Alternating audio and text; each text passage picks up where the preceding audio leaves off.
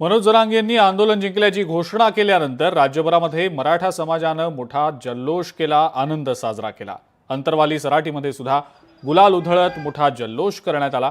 कोल्हापूरच्या शिवाजी महाराज चौकात मराठा समाजाकडून फटाक्यांची आतषबाजी करण्यात आली, तर पुण्यातही स्वारगेट चौकात फटाके फोडत जोरदार घोषणाबाजी करत आनंद साजरा करण्यात आला। जरांगेंच्या नावानं घोषणाबाजी करत हा आनंदोत्सव साजरा झाला।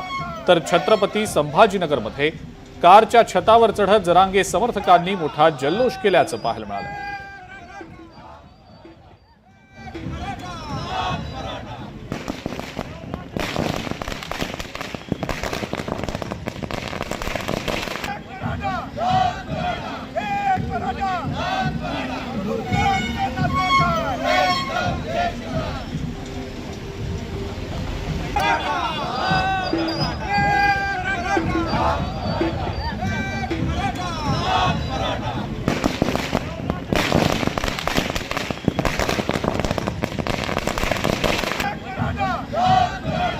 आणि यानंतर एक अत्यंत महत्त्वाची आणि मोठी बातमी आपल्यापर्यंत येते, ती बघूया।